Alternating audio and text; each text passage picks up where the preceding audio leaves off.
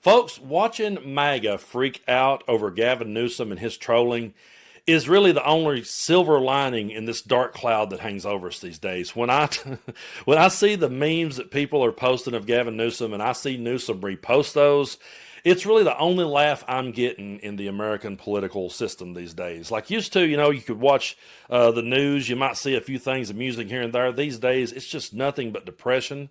It's nothing but doom and gloom. I don't have any faith that Donald Trump is ever going to pull off anything worth a damn. And so it's just extremely depressing. So if all of a sudden I scroll across the meme that Gavin Newsom has reposted and I see that getting under MAGA's skin, then I'm going to be there for it because I need that laugh. And they also need to realize just how ridiculous that Donald Trump has always looked. And before I show you some of the stuff that Newsom has been sharing, I want to point something out. I really believe that what Newsom is doing right here is actually extremely important, and I'm going to tell you why I think so. He's showing MAGA just how ridiculous they look. And I want to say, before I share any of the stuff that he's sharing, I find it absolutely ridiculous. I think the stuff he's sharing and reposting is absolutely ridiculous. And I would never have any of these images hanging in my house. I would never have a Gavin Newsom flag flying off of my truck. And that's the broader point here. That's the point that Newsom is bringing out as he does this. I know that Newsom is serious. I know that Newsom is trying to help us save our democracy at this particular moment. So I understand the point he's getting at. But watching MAGA get upset about it and go, oh my God, how childish. Have you not been paying attention to Donald Trump for the last 10 years or more? It's been ridiculous. This dude has just been a tweeting machine that sets and tweets. I started to say like a third grader, but I don't want to insult third graders. This dude absolutely just tweets like the most spoiled brat. Like if what was her name? The brat on a Little House on the Prairie, Nellie Olson. Yeah, like if her and Eddie Haskell had a Twitter, that's what it would be like. It's just pathetic. And so I think what Newsom is doing here is showing people this is how stupid you look. And I really believe that right now at this point in American history, we need to just double down on, hey, this is how stupid you look, and mock and ridicule this shit into the dirt. So Trump goes over and, of course, well, he doesn't go over, he meets here, but he meets with Putin. And look at this pose that Trump did with Putin. Now, here's Trump pointing at Putin. I want you to look, though, at the tough guy look that Trump has right there. And look at the smirk that Putin has on his face, because he knows that there's nothing to fear there. He knows this is his boy. And then along comes Newsom, and Newsom brings up this, and this is so freaking funny. Tiny hands out here copying me, but without the stamina. Sad. And certainly without the looks. Total beta, GCN. And the thing is, I'm like, that's okay. Now, to anyone out there that says on the MAGA side, well, that's ridiculous, man. That's childish, him type of stuff like that, bragging about his good looks and saying sad and all this shit. Yeah, that's how Trump has looked this entire time. Now, this next picture, Newsom reposted this one. I would never have this hanging in my house. I would never buy it. I would never wear it on a shirt. I would never have a flag of it. And folks, that's the whole damn point. But look at this. This is great. And the thing is, like when Trump shares pictures like this one of himself or with his head on a bald eagle's body or Rambo or Rocky or some shit, that Trump looks nothing like that. I mean, I'm not saying Newsom is necessarily that jacked, but he's definitely in much better physical shape than Donald Trump. And then this one here just gutted me. This one got me right in my gut because of all the stuff that Donald Trump shares. It's the ones like this that he reposts that gets under my skin the most. Check this out. So you got Kid Rock and Tucker Carlson and an Angel Hulk Hogan praying over Gavin Newsom. This one I might hang up in my house just to give myself the laugh. I really wouldn't do that, but I do need a laugh sometimes. And if that would give me one, I may print off a copy of that and just set it here on my desk so I remember to laugh every once in a while. But when Trump shares that type of shit with like Jesus, praying over him and stuff, it's just such an insult. It really is. And it is childish and it is ridiculous. And that's what Newsom, I do believe, is bringing out here and showing everybody just how ridiculous it looks. And then I want to share one more here of his trolling and we'll move on. But so Donald Trump posted this BELA. I don't know what he's trying to say. And Newsom put, Donald Tiny Hands has written his autobiography this morning. Unfortunately, low IQ. He spelled it wrong. Beta will soon be fired. Beta because of Mr. Perfect. Beautiful maps. Thank you for your attention on this matter. GCN. And again, I know there's the people in MAGA right now whose heads is absolutely exploding at this stuff, and they think Newsom looks ridiculous, and he absolutely does, and that is the entire point. The bigger point here is that Donald Trump, in the middle of a decade, with midterms right around the corner, is already trying to rig the game in his favor, and that's the bigger picture here. He's already trying to rig the game. He's basically going back and doing exactly what he did when he said, just find me the votes. Just find me the votes I need down in Georgia. He's doing the same thing when he says to Governor Abbott in Texas, just give me 5 more seats. He's already absolutely declaring war on our democracy and trying to flip the midterms in his favor. And I want to ask y'all this question. If Donald Trump won in such a massive landslide and won all 7 swing states, he should by all means be the most popular president we've had in a long time. But his approval rating is absolutely in the toilet. And not only is his approval rating in the toilet, but now he's trying to rig the midterms. So if he won so bigly and he was so far ahead and so popular, why does he feel the need to gerrymander in the middle of a decade? Ask MAGA that and see what kind of response you get. They will absolutely scramble to try to make it make sense. But I want to bring this across because now that we've had a good laugh, and thanks Gavin Newsom for the laughs, this is the serious nature of it. I'm going to go over here to the dumpster fire that is X, and we are going to take a look at this post that Donald Trump makes now about getting rid of mail-in voting. And Newsom posted this. Trump knows he's going to lose in 2026. His plan to rig the congressional seats is going to backfire thanks to California. Now he's clamoring for other ways to cook the results. The man reeks of desperation. Let's keep up the pressure. And I do believe we absolutely have to keep up the pressure on this one, because if we don't, we're not going to have a democracy any longer. Now, I'm not going to read this entire clusterfuck here from Trump. But he's basically, folks, taking orders from Vladimir Putin on this one, because if you remember, Putin told him that the reason why that he lost the election was because of mail-in voting.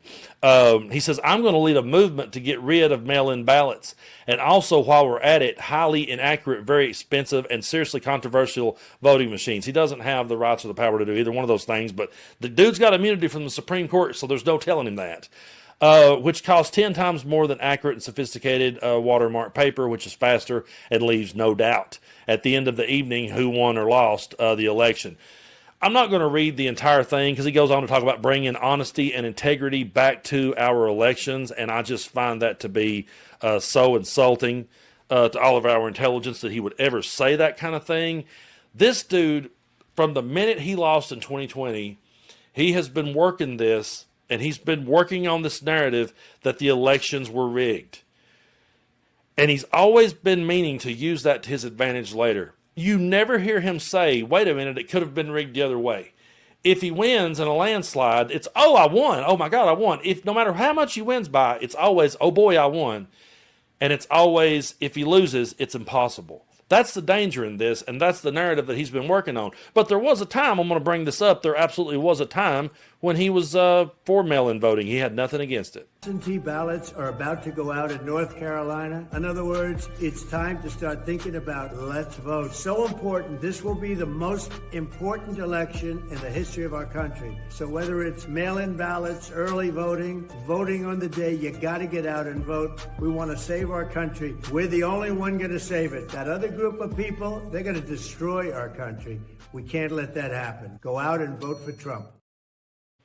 No, Donald Trump's the one destroying our country and destroying democracy. And there he was saying, it doesn't matter if it's mail-in voting, just get out and vote for me. But then he had a conversation with Vladimir, his old pal, and he had this to say. Oh, Vladimir Putin said something, one of the most interesting things.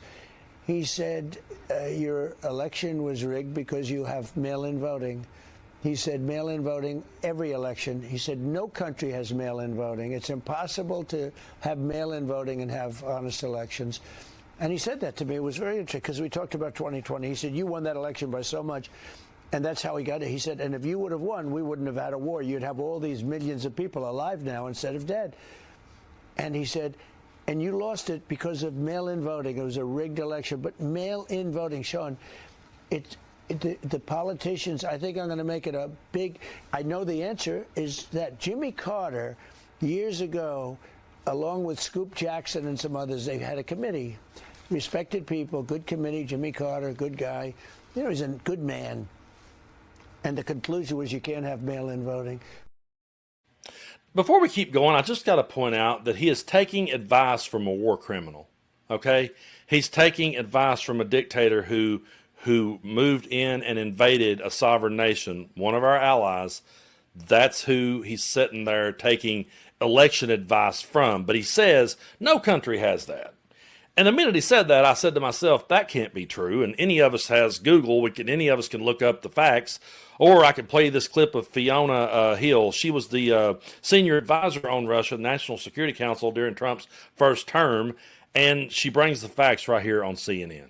And Putin wants to sow chaos in the American electoral system ahead of the midterms. So, of course, he's laid into this whole issue of mail-in voting. And President Trump asserted in his Fox News interview that there are no countries in the world that allow mail-in voting. Well, Russia allows mail-in voting. And if everybody wants to go out and look, they can look for themselves. In 2020, President Vladimir Putin signed into law Russians being able to vote by mail and also on the internet. And more than 30 other countries also allow some forms of mail-in voting. So it's just not true that other countries, including Russia, don't use this. It's a pure, blatant piece of manipulation. And that's the kind of thing that Putin likes to do. And of course, I don't think you would endorse the outcome of that voting system and that those elections are rigged in Russia, correct? Of course. And I mean, basically, Putin wants to see us tie ourselves up in knots between now and the midterms. He's trying to sow chaos. And he's just basically used his time with President Trump to push that along. Again, it's a diversion. It's a distraction, really, from the negotiations on Ukraine, because Putin doesn't really want to give anything up. So he gives up basically something that plays well in the political arena for President Trump and something that actually plays very badly for the United States in its own political arena, which is the mail-in voting point that he made. So I did misspeak there right before I played that clip that actually came to us from CBS. But this is Putin absolutely just going for full control of the United States. If we just want to go ahead and cut right through the bullshit and get down to the heart of the matter, that's really what this is. Vladimir Putin's not going to accept the results of any of his elections. We all know that. That's the last guy you should ever be taking any advice from. And they have mail-in voting as of 2022 and can vote on the internet. So this is something that he's doing to stir up Donald Trump and get Donald Trump to play in right into his hands, and Donald Trump always will. And I go back to that clip I played the other day of Kamala Harris saying he would eat you for lunch. We're watching it. We're watching Putin eat Trump for lunch, and Trump just go out and roll over and bow down to him. So we have to keep the pressure on. We have to keep stepping it up. We have to keep fighting for our democracy. And if it takes Gavin Newsom starting off trolling Trump, and that's what it takes to get this ball rolling, then troll him into oblivion. I do not care. Troll him. Give us all a good laugh. We need it these days. But I know that while Newsom is doing that to prove a broader point, he's also working to help us save this whole thing before Donald Trump gets it away from us. And once it gets away from us this time, folks, I hate quoting Trump, but you're not going to have a country. You couldn't have. There would be no way. So we have got to keep standing up against this, and we got to keep speaking out. And if Newsom, this new strategy by Newsom, it's going to be interesting to see who out there is ever going to be able to top this, because he's pretty much laying the blueprint for how it's going to have to be done going forward. You have to show people sometimes just how stupid they truly look. And you could stand there and you could play assumption politics and go, well, I just automatically assume that everyone knows that's childish. Everyone knows that's ridiculous. Everyone knows that's, pathetic. Or you could show them just how pathetic that it is. And maybe it may jar a few people enough to go, hey, that is kind of stupid when you think about it. And maybe they'll take down that ridiculous Rambo flag that they got with Trump's head on his body. I'm never going to buy any of that Newsom merch, by the way. and I'm sure he's not going to be sitting there trying to grift it. What he's showing is a broader point, and I'm here for it. So we've got to keep standing up against this, folks. It's going to get crazier. But I do appreciate your support so much here on the channel. If you haven't already, be sure and hit that subscribe button and help us get to 1 million subscribers. I think we can get there before the end of the year because we've been really cruising. and that would really help us out. A lot of people ask me if it costs anything to hit that button. No, it doesn't. The subscribe button is free. If you ever do want to throw a few bucks our way, we do have a Patreon. We do have members only here on YouTube. We also have Substack over there where you can subscribe that way. So I really appreciate everyone for your support. We will keep putting the hammer down. And thank you, Gavin Newsom, for the laughs. We sure as hell need them these days.